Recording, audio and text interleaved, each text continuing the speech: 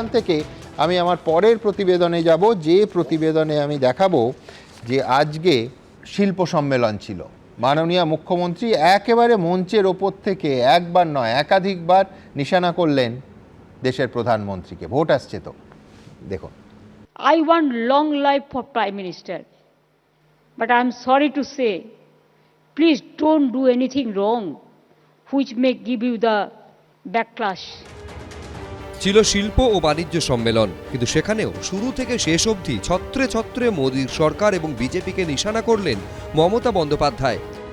Every time if you disturb through agencies how the business will go off, always they are afraid, they are scared. Nobody knows in the morning. It is not the duty of the government to interfere in every business. We want freedom for the industry also. We want freedom for the working class also. সেই সঙ্গে আরো ইঙ্গিতপূর্ণ মন্তব্য করেন মুখ্যমন্ত্রী। If you see the dream, if you have the dream, we do not know what will happen in the future. Maybe another history will be repeated. Bengal will run the government from Bengal and also work for the people. বিভিন্ন মহলে প্রশ্ন উঠছে, তাহলে কি ভবিষ্যতে কখনো সুযোগ এলে প্রধানমন্ত্রী হওয়ার মনোবাসনাকেই ঘুরিয়ে প্রকাশ করলেন মুখ্যমন্ত্রী? GST, it is only one tax in the country. We thought earlier it will be good for state, and it is Amit Mitra who advised me to support it. And now he has to clarify me that why they are cutting up all the money from the GST also.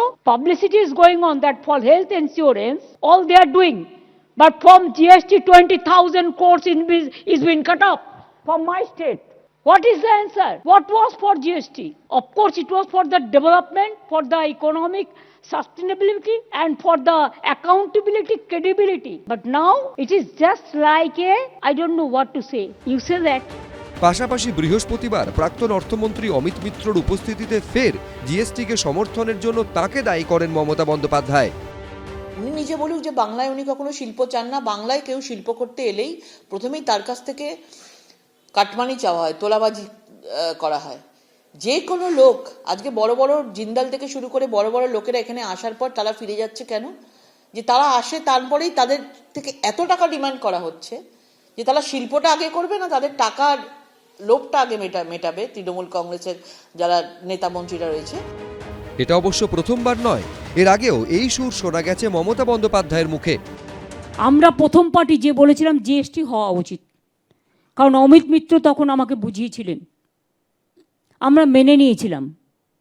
কিন্তু আমাদের বড় blunder, এটা big blunder. 2017 সালের 30শে June মধ্যরাতে সংসদের central হল থেকে শুরু হয় জিএসটির পথ চলা। দেশের কর ব্যবস্থার ইতিহাসে সূচনা হয় নতুন অধ্যায়ের। সেই সময় সব রাজ্যের অর্থমন্ত্রীদের নিয়ে গড়া এম্পাওয়ার্ড কমিটির চেয়ারম্যান ছিলেন পশ্চিমবঙ্গের তৎকালীন অর্থমন্ত্রী অমিত মিত্র। 2016 সালের ফেব্রুয়ারি থেকে 2017 সালে জিএসটি কার্যকর হওয়া পর্যন্ত এই গুরুত্বপূর্ণ পদে ছিলেন তিনি। আশাবুল হোসেন, শিবাশিস মৌলিক, এবিপি আনন্দ। প্রদীপ্ত, প্রধানমন্ত্রীকে ভোটের আগে মুখ্যমন্ত্রী আক্রমণ করবেন বা কটাক্ষ করবেন, এটা নতুন কিছু নয়। যেটা ইন্টারেস্টিং, যেটা আগেও যে অমিতদা বুঝতে পারেননি এই ধরনের শব্দবন্ধ বলেছিলেন, আজকে বলছেন নাও অমিত মিত্র উইল ক্লারিফাই। না দেখো, মুখ্যমন্ত্রী যেটা বলেছেন এবং অমিতবাবু যেটা বলেছেন সেই বিষয় নিয়ে আলাদা করে প্রদীপ্ত মুখার্জি ক্ল্যারিফাই করবে এই সাধ্য তার নেই, একদম খুব পরিষ্কার। কারণ আমার দল যা বক্তব্য রাখার সেটা আমার নেত্রী ওখান থেকে বলে দিয়েছেন। এবার তোমরা কাটাছেড়া করতে পারো, কিন্তু আমরা কি করতে পারি? আমরা কি করতে পারি? বুঝেছিলেন সেই কারণে আমরা কি করতে পারি? আমরা বলতে পারি শুভেন্দুদার কথা। শুভেন্দুদা আজকে সবাই করে বললেন না, কি বললেন যে না পশ্চিমবঙ্গে নাকি শিল্প শেষ। হঠাৎ করে আমার মনে পড়ছে ওই কে অশান্তি বাঁধায়, কে বাংলা পশ্চিমবঙ্গ বুঝেছেন তো? কিন্তু আমি বলছি যখন জিএসটি সরকারের সিদ্ধান্ত তিনি বলছেন যে ব্লান্ডার, আমি বলছি কতটা তাৎপর্যপূর্ণ। আমি একটা জিনিস বলি, যেমন শিল্প সম্মেলনে যারা শিল্পপতি আছেন, আমি যদি মুখ্যমন্ত্রীর জায়গায় থাকতাম আমি কিন্তু এই প্রধানমন্ত্রীর বিরোধিতা করতাম না। কেন বলুন তো? সারা ভারতবর্ষে তো ওদের বিনিয়োগ আছে। ফলে যে মুখ্যমন্ত্রী প্রধানমন্ত্রীকে বিরোধিতা করছে, মানে প্রধানমন্ত্রীকে সমালোচনা করছে, আমি যদি সেই রাজ্যে যাই প্রধানমন্ত্রীর নেক নজরে পড়তে পারি। ফলে আমি কেন মুখ্যমন্ত্রী প্রধানমন্ত্রীকে শিল্প সম্মেলনের বিরোধিতা করার অর্থই হলো আমার নিজের কবর আমার নিজের খোঁড়া। আমি বরঞ্চ সহযোগিতার বার্তা দিব। আমি ব্যক্তিগতভাবে মনে করি দীর্ঘদিন বাম আমল থেকে আজ পর্যন্ত একটা ওয়ার্কেবল রিলেশন আমরা রাখতে পারিনি কেন্দ্র রাজ্যের মধ্যে। ওয়ার্কেবল আমি বলছি না পলিটিক্যাল জায়গা থেকে, ওয়ার্কেবল একটা রিলেশন যদি আমরা রাখতে পারতাম, আমার ধারণা মানে দক্ষিণ ভারতবর্ষে বিশেষ করে তামিলনাড়ু, কর্ণাটক যেভাবে বিনিয়োগ পেয়েছে কেন্দ্রের সাহায্য নিয়ে, আমরা সেই রকম বিনিয়োগ পেতে পারতাম। আমরা কি করেছি? বিনিয়োগ আমাদের তো লক্ষ্য না, আমাদের লক্ষ্য সবসময়ই হয়েছে রাজনীতিকরণ করা। অর্থাৎ আমি এই যে সম্মেলনগুলো করছি, তারপরে আমি বড় বড় হোর্ডিং দিব, বিজ্ঞাপন দিব যে 20 লক্ষ কোটি টাকা আমার এসে গেছে, অমুক লক্ষ কোটি টাকা এসে গেছে। আমরা তো বারবার রাজনীতি জায়গা থেকে সম্মেলনগুলো দেখি। মুশকিল হচ্ছে যে তাহলে স্যার আমাদের কাছে সবার সামনে তুলে ধরলেন যে এই যে এতক্ষণ ধরে বিজেপি আর তৃণমূলের বাইনারি একে অপরের যে জায়গা, সেটা ঠিক নয়। থ্যাংক ইউ স্যার তার জন্য। আমার বলছি আমি কথা বলেছি, এই যে স্যার যখন আসেন না ওখান থেকে, ওই বড় বিল্ডিংটার দিকে, আকাশচুম্বী বিল্ডিংটার দিকে হঠাৎ করে মাথা চলে যায়। এ তো আইটিসি সোনার বাংলা, এর আগে তো ছিল না বাংলায়। হঠাৎ করে জেএসডব্লিউ, হঠাৎ করে জেএসডব্লিউ সিমেন্ট, সেটা তো এই যে শুভেন্দু অধিকারী ওপেন করেছিল, ডালমিয়া সিমেন্ট শুভেন্দু অধিকারী করে দিয়েছিল। আমি বলছি সেই মিনিস্ট্রি অফ কর্পোরেট অ্যাফেয়ার্স এখনো বলছে বেঙ্গল থার্ড। যদি এসআইআর এর ডেটা দেখেন তাহলে দেখবেন উত্তর কলকাতা এবং দক্ষিণ কলকাতায় সবথেকে বেশি নাম্বার। কিভাবে মানুষ চলে গেছে। খুব স্বাভাবিক, এই চত্বরে যত মানুষ থাকেন, ধারে কাছে কলেজ বেশি, ধারে কাছে ইন্ডাস্ট্রি বেশি। যদি এটা কিন্তু একটা সরাসরি একটা তথ্য দিচ্ছে যে পশ্চিমবঙ্গে শহর কেন্দ্রিক শিল্প সেভাবে গড়ে উঠছে না, এবং প্রতিবার এই শিল্প সম্মেলনের যে স্বপ্ন, সেই স্বপ্ন আমরা প্রতি বছর দেখছি, তার আউটকাম থাকলে সত্যি পশ্চিমবঙ্গের প্রচুর বাচ্চা ছেলে চাকরি পেত। কিছু কাজে হচ্ছে না এমন নয়, হতে পারে হয়তো, এবং সবচেয়ে বড় কথা যেটা, সেটা হচ্ছে এই মঞ্চটাকে আলোচনা করার যে অমিত মিত্র জিএসটি নিয়ে ভুল বুঝিয়েছেন বলে এই ধরনের খেলো আলোচনা রাজনীতির ক্ষেত্রে বারবার হতে থাকে। কেন্দ্র রাজ্য সম্পর্কের জায়গা যদি না থাকে, তাহলে আমাদের রাজ্য আগামী দিনে বিকল্প তৃণমূল কংগ্রেস বিকল্প রাজনীতি করুক, আমরা বিকল্প রাজনৈতিক দল চাই না, কিন্তু একটা ভবিষ্যতের সুমনদা, আমার একটা প্রশ্ন, পরিষ্কার প্রশ্ন, যে কোন বিজনেস সামিটে বিজনেসম্যানদের ডেকে ঘুগনি চপ বিক্রি করে বিজনেসম্যানদের কথাগুলো শোনো, তারপরে এই ধরনের বার্তা আমাদের রাজ্যের মুখ্যমন্ত্রী বিজনেস সামিটে কমেন্টগুলো একটু দেখো, বিজনেস সামিটে দিচ্ছে, তার সঙ্গে কেন্দ্রকে ওইভাবে আক্রমণ করছে। কি আসলে এখানে বলে যাচ্ছেন, কি আসলে কি বার্তা যাচ্ছে? আমি কলতানের কাছে যাব, যেহেতু কর্মসংস্থানের কথা হলো, আরেকটা অত্যন্ত গুরুত্বপূর্ণ, যেখানে হাজার হাজার মানুষ, তাদের পরিবার আজকে সুপ্রিম কোর্টের দিকে তাকিয়েছিল। কেন জানেন? তার কারণ হচ্ছে 9, 10 এবং 11, 12 এসএসসি নিয়োগ প্রক্রিয়া শেষের যে সময়সীমা, সেটা সুপ্রিম কোর্ট আজকে বাড়ালো। 31শে ডিসেম্বর অবধি শেষ হয়ে যাচ্ছে। আমি বারবার বলেছিলাম, এই অনুষ্ঠানেই কিছুদিন আগে বলেছিলাম, যে কবে সুপ্রিম কোর্টের কাছে যাওয়া হবে, যে এই মানুষগুলো এখন ধরুন এসআইআরে একটা বড় অংশের শিক্ষক শিক্ষিকারা কাজ করছেন, এরপর যদি সুপ্রিম কোর্ট বলতো যে আর তারা স্কুলে যেতে পারবেন না, যে আর বেতন দিতে পারবে না, শুধু সেই পরিবারটার যা ক্ষতি তো হতোই। তার কারণ নিয়োগ প্রক্রিয়া রাজ্য সরকার যেটা প্রতিশ্রুতি দিয়েছিল 31শে ডিসেম্বরের মধ্যে শেষ হবে, সেটা কিন্তু হয়নি। কিন্তু একদিকে পরিকাঠামো, অন্যদিকে এই পরিবারগুলো, তারা তাকিয়েছিল সুপ্রিম কোর্টের দিকে। আজকে সুপ্রিম কোর্ট জানিয়ে দিল যে এই সময়সীমাটা বেড়ে হলো 31শে আগস্ট, ততদিন অবধি চাকরিহারারা বেতন পাবেন, মানে যারা স্পেসিফিক্যালি টেন্টেড নয়, এবং তারা স্কুলে যাবেন, পড়াবেন। বড়দিনের আগে সুপ্রিম কোর্টে আপাতত স্বস্তি পেলেন যোগ্য চাকরিহারারা। সর্বোচ্চ আদালত নির্দেশ দিল আরও 8 মাস, অর্থাৎ 31শে আগস্ট পর্যন্ত চাকরি করতে পারবেন তারা। আজকে সুপ্রিম কোর্ট যে চাকরির মেয়াদ বৃদ্ধি করলো, তাতে সাময়িকভাবে হয়তো আমরা চাকরিরত থাকব, কিন্তু আমরা সকলেই চাই যে 60 বছর অবধি চাকরির স্থায়িত্বটা থাকুক, এবং সসম্মানে যাতে চাকরি করতে পারি আমরা যোগ্যরা, সেই দিকটা যেন একদম নির্দিষ্ট হয়। আমরা চাইব যে যারা যোগ্য চাকরিরত, তাদের কেউ যেন বঞ্চিত না হয়। এর আগে ডেডলাইন ছিল 31শে ডিসেম্বর। সুপ্রিম কোর্টের নির্দেশ ছিল এই সময়ের মধ্যে এসএসসিকে শেষ করতে হবে নবম, দশম ও একাদশ, দ্বাদশের নিয়োগ প্রক্রিয়া। তবে 31শে ডিসেম্বরের মধ্যে সব কাজ শেষ করা সম্ভব নয় বুঝতে পেরে বাড়তি সময় চেয়ে সুপ্রিম কোর্টে আবেদন করে মধ্যশিক্ষা পর্ষদ।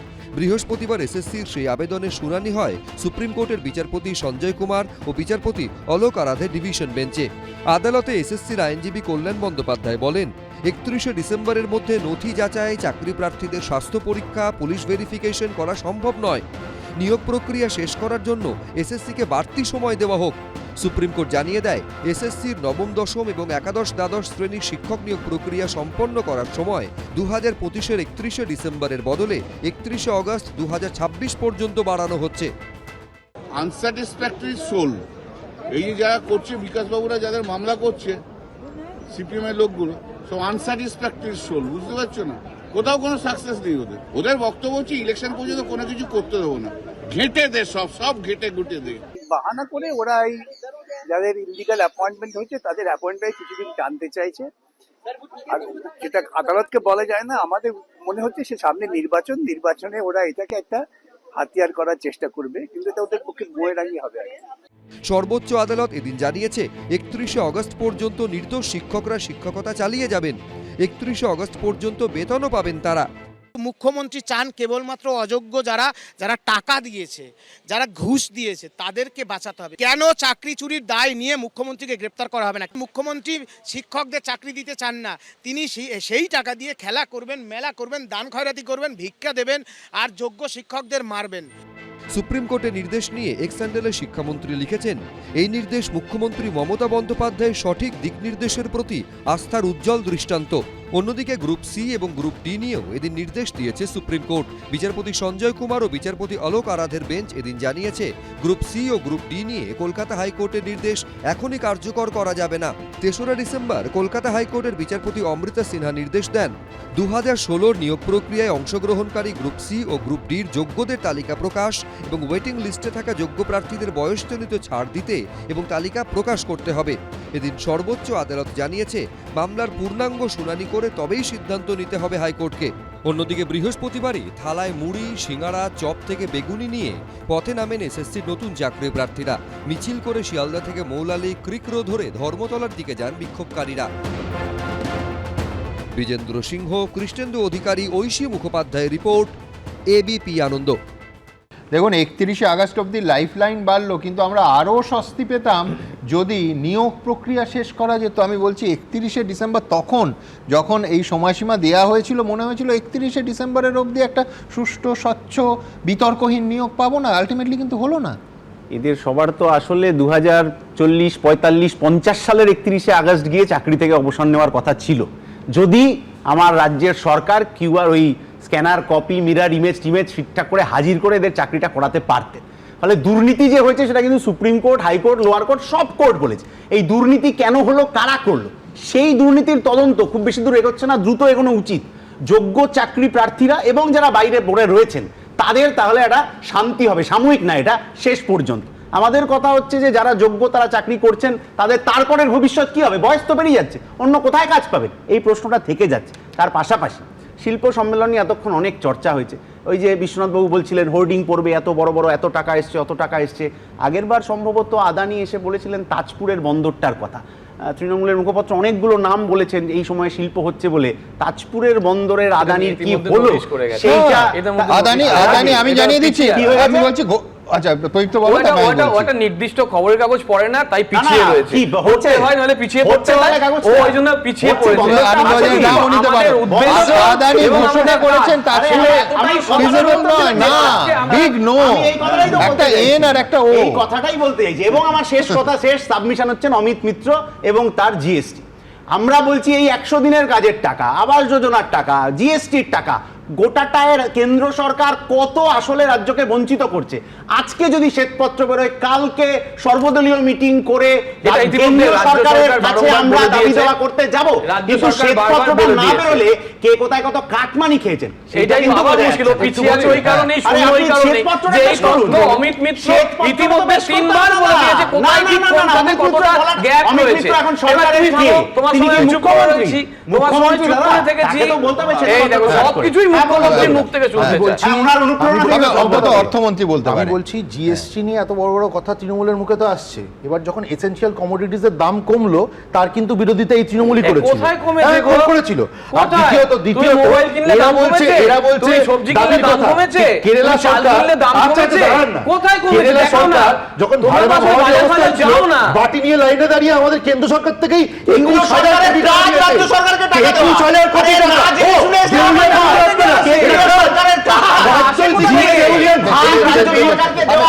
একটাও ঠিক, সেটা হচ্ছে যে সত্যি কি কোনো জিনিসের বিজ্ঞাপন ছাড়া, বিজ্ঞাপনের লিস্টটি ছাড়া কোথাও দাম কমেছে বিশ্বনাথ দা? মানে আমি বলছি যে বিমান ট্যাক্সেশন না সেই মানে ঘুরিয়ে অর্থ নেওয়ার প্রক্রিয়াটা, যে আশঙ্কাটা আমরা এই স্টুডিওতে প্রকাশ করেছিলাম, আলটিমেটলি কিন্তু সেটাই দাঁড়ালো। সেটা তো ঠিকই, মানে আবার যে রিলিফটা কেন্দ্রীয় সরকার আমি গুড ইন্টেনশনে দিতে মানে দেয়ার বিজ্ঞাপন শুধু করেননি, হয়তো মানুষ পান এটা চেয়েছিলেন, আলটিমেটলি মানুষ তো পেল না। মানে এখানেও শ্রেণী বিভাজন আছে। আপনি যদি গাড়ি কিনতে যান আজকে, জিএসটি কমার ফলে 1 লাখ টাকা কমেছে, সেটা ফ্যাক্ট। কিছু মানে লাক্সারি গুড কমেছে, কিন্তু দৈনন্দিন জীবনে যাদের লড়াই, যাদের মানে অর্থনৈতিকভাবে যারা লড়াইয়ে আছেন, তাদের জিনিস কতটুকু কমেছে আমার সন্দেহ আছে। কিন্তু আমি দুটো জিনিস বলছি, অভিরূপদা এখানে নেই, থাকলে আমি অভিরূপদাকে সঙ্গে পেলে ভালো হতো। একটা হলো যে আপনি যখন বিপুল পরিমাণে লোন করছেন কিন্তু এবং একই সাথে আপনি যখন এই যে বিভিন্ন ধরনের যেগুলোকে আমরা দান খয়রাতি বলছি বা ভোটের রাজনীতির জন্য টাকা খরচা করছেন, আপনি কিন্তু ইনফ্রাস্ট্রাকচার ডেভেলপমেন্টের যেটা 16 সালে আপনি ছেড়ে রেখেছেন, 16 সালের পরে 25 সালে কিন্তু ইনফ্রাস্ট্রাকচার ডেভেলপমেন্ট আপনি করতে পারছেন না। এটা যেটা সেটা হলো যে খুব মানে চিন্তার বিষয়। আপনি জেলাগুলোতে বাম আমলে কিছু এলাকা মানে তৈরি করা হয়েছিল, যেগুলোকে মানে ইন্ডাস্ট্রিয়াল হাব বলা হচ্ছিল, জেলার ইন্ডাস্ট্রিয়াল হাব। আপনি আমায় বলতে পারেন পশ্চিমবাংলায় একটা ইন্ডাস্ট্রিয়াল হাব, জেলার ইন্ডাস্ট্রিয়াল হাব সেইভাবে ডেভেলপ করেছে, মানে বিনিয়োগ হয়েছে, যেটা যে কোনো দক্ষিণের রাজ্যে যান আপনি, জেলার পর জেলা ইন্ডাস্ট্রি ডেভেলপমেন্ট হয়েছে।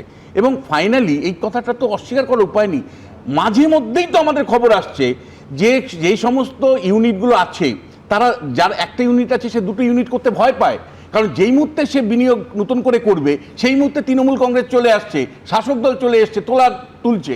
এই অভিযোগটা তো বারবার আমি বলছি, দেখো দাদা, তোমরা তো নিয়েলসন নিয়ে বারবার একটা গবেষণা করো, তোমরা প্লিজ হাত জোর করছি একটা গবেষণা দর্শকদের উদ্দেশ্যে করতে, আমাদের কথা বিশ্বাস করতে হবে না। কোথায় ইন্ডাস্ট্রিয়াল পার্ক হয়েছে, কোথায় ফ্রেট করিডর হয়েছে, কোথায় সিমেন্ট হয়েছে, কোথায় স্টিল হয়েছে, কিচ্ছু দেখাতে হবে না। তোমরা একটা গবেষণা করে দেখো, স্যারদের 3 স্যারকে নিয়ে যাবে, নিয়ে গিয়ে স্যাররা কম্পারেটিভ স্টেটমেন্ট করে দিক, কম্পারেটিভ স্টেটমেন্ট করে দিয়ে আমি দাবি করে বলছি, পশ্চিমবঙ্গ ইন্ডাস্ট্রিতে আজও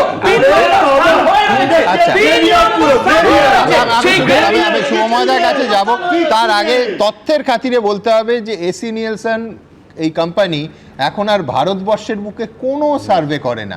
আমি বলছি এটা থেকে অন্য কেউ কোনো না, তৃণমূলের ব্যাপার না, কিন্তু আমি বলছি অন্য যে কোনো কনক্লুশনে আমরা পৌঁছো, এটা শিল্পায়নের দেশ এবং রাজ্যের হাল কি আমি জানি না, কিন্তু এই মুহূর্তে সার্ভের কাজ এখন তারা আর করে না। কিন্তু আমি সৌময়দার কাছে আসবো, তার আগে দেখাবো যেহেতু কর্মসংস্থান নিয়ে এত কথা হচ্ছে, আজকে প্রচুর চাকরি প্রার্থী হাতে ওই চায়ের কেটলি, চপ আর মুড়ি নিয়ে প্রতিবাদ করলেন। সুমনবাবু দেখুন, বিশ্বনাথ দা না বারবার খ দিয়ে বলছেন, পশ্চিমবঙ্গ নিয়ে বললেন এগুলো উনস্বর বিসর্গ চন্দ্রবিন্দু দিয়ে বললে একটু বেটার হয় আর কি। এই যে শিক্ষা, শিল্প, জিনিসপত্রের দাম সব দিক দিয়ে মিলিয়ে যদি দেখেন, আমাদের ছেলে মেয়েরা ভালো জায়গায় চাকরি করবে, ভালো গাড়ি কিনবে, আর সাধারণভাবে পশ্চিমবঙ্গের মানুষ প্রত্যেকে কেটলি হাতে চা চপ এইগুলো করবে, এটা হতে পারে না। প্রতিটি রাজনীতির বাইরে সঠিক উদ্দেশ্য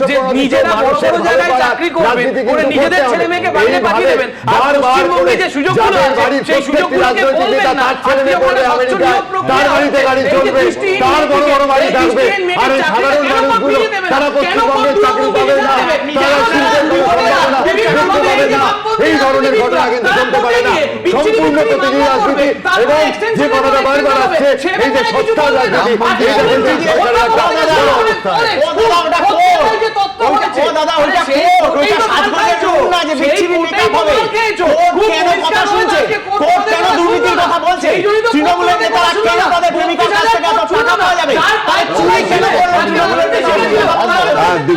যেটা মূল ব্যাপার হচ্ছে না, একটা রাজ্যের একটা ভিশন দরকার হয়। হ্যাঁ, আমি 4 লাখ, এই মুখ্যমন্ত্রী 2025 সালের প্রথম দিকে 4,40,000 কোটি টাকার গ্লোবাল বিজনেস সামিট তাতে উনি পেয়েছিলেন বলে ঘোষণা করেছিলেন, আর তিনি আজকে শিল্প সম্মেলনে গিয়ে বলছেন চপ শিল্প বেচার কথা।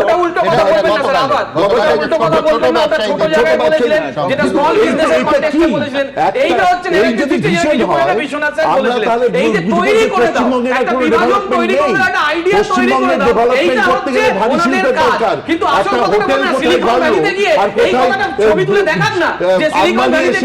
দক্ষিণেশ্বরের একটা ইয়ে করে দিলেন, পরিকাঠামো বানিয়ে দিলেন, এটা দিয়ে কিন্তু শিল্প সম্মেলন হয় না। আমি বলছি অনেক চেল্লামেল্লি হলো, আমি খালি সেটা তো করেছো তুমি ভাই। প্রদীপ্ত দা আমাদের তৃণমূল কংগ্রেসের সেটা তো অফিসিয়াল তুমি মুখপাত্র, করেছো। আমি একটা রিকোয়েস্ট করছি আপনার পায়ের ধুলোটা দিন। আরে ভালো করে নিয়ে নাও। তৃণমূল কংগ্রেসের নাও, নাও, অফিসিয়াল নাও, নাও, এখানে নাও। ভালো করে আশীর্বাদ নমস্কার করলাম, করছি আমি যাও। লাইভে আজকে বসে, কারণ হ্যাঁ, বলো। একজন রাজ্যের যে শাসক দল তার বলো। মুখপাত্র হ্যাঁ। সে এন্ডোর্স করছে, এদের ভিশন কিসের হচ্ছে endorse? কিসের endorse? সাধারণ আসলে জানেই না, পাস করে বোঝেই না, তাই বলে না।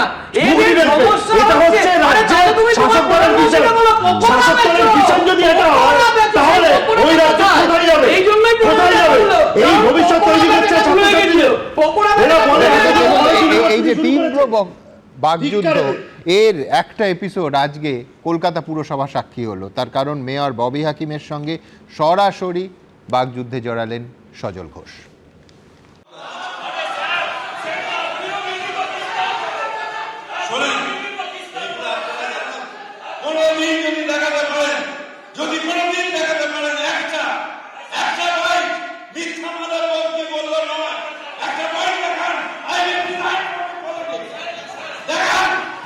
তুমুল তর্কাতর্কি, প্রবল উত্তেজনা।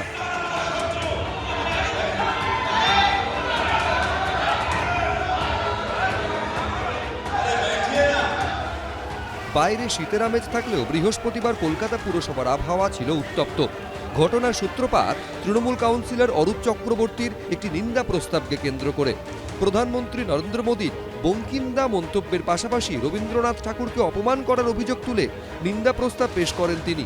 এ নিয়ে সবশেষে বক্তব্য রাখেন মেয়র ফিরহাদ হাকিম। বঙ্কিমচন্দ্র চট্টোপাধ্যায় এমন একটা স্তরে, তার অপমান প্রেজেন্ট প্রাইম মিনিস্টার যদি করতে চান পারবেন না, কারণ ওই স্তরে তিনি উঠতে পারবেন না জীবনে। কারণ ভারতবর্ষই থাকতো না, ব্রিটিশের দাস হয়ে থাকতো। তার কারণ তারা স্বাধীনতা সংগ্রামের কোনোদিন অংশগ্রহণ করেননি। বন্দে মাতরম বলে হাজার হাজার ছেলে স্বাধীনতার সংগ্রামে, যারা স্বাধীনতার সংগ্রামী তারা প্রাণ দিয়েছেন, সেই যে অনুভব, সেই যে অনুভূতি, সেটাই এদের মধ্যে থাকার কথা নয়। তাই বঙ্কিমদা কথা বলতে পারেন, তাই কোনোদিন হয়তো রবিদা বলে দেবেন। ফিরহাদ হাকিমের বক্তব্য রাখার সময় পাল্টা নিজের আসন ছেড়ে উঠে তার বিরুদ্ধে সুর চড়ান বিজেপি কাউন্সিলর সজল ঘোষ।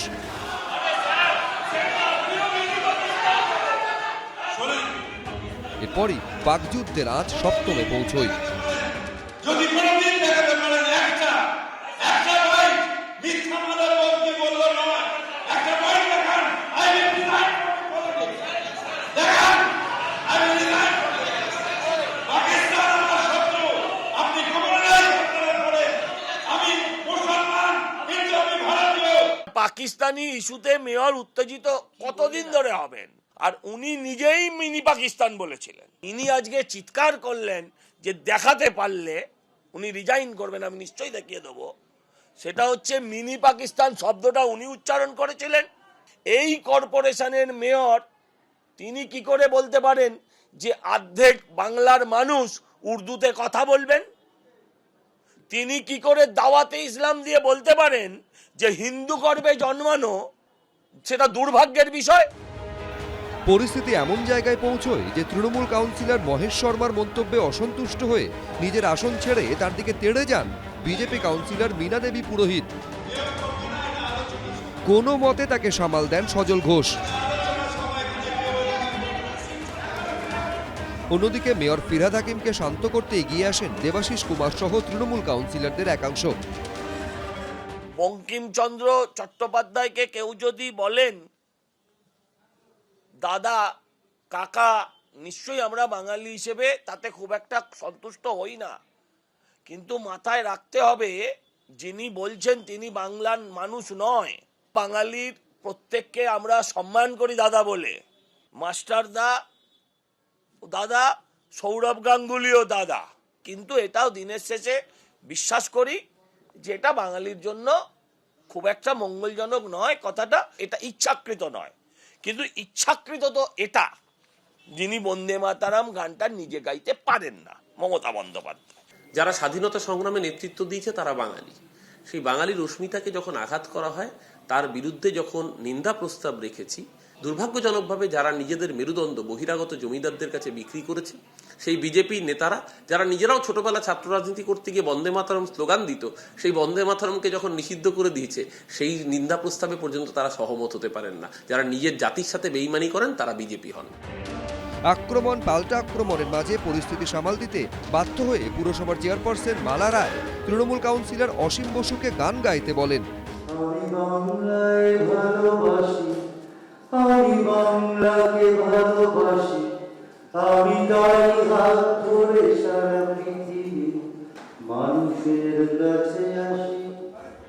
গান গেয়ে সাময়িকভাবে পরিবেশ শান্ত করা গেলেও দরজা চলছেই।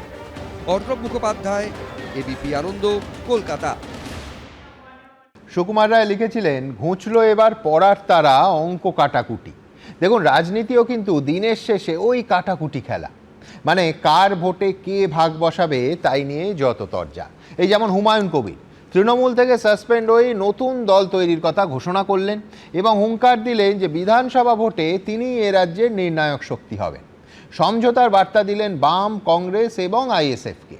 এখন দিনের শেষে কার অঙ্ক মিলবে সে তো সামনের বছর বলবেন আপনারা। অ্যানিমেশনের রসিকতার জন্য আবার অঙ্ক কষে আমাদের কেস দেবেন না প্লিজ। দেখুন, কেস দেবেন না প্লিজ।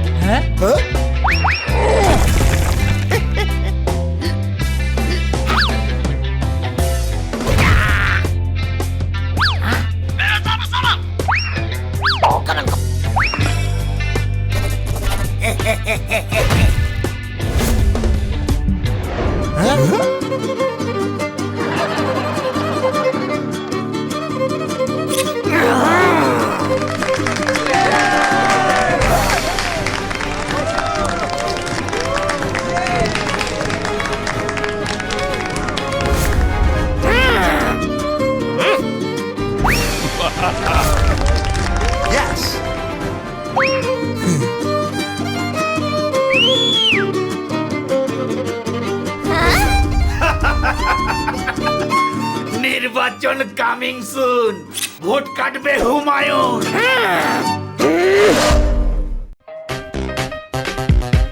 কেস দেবেন না প্লিজ।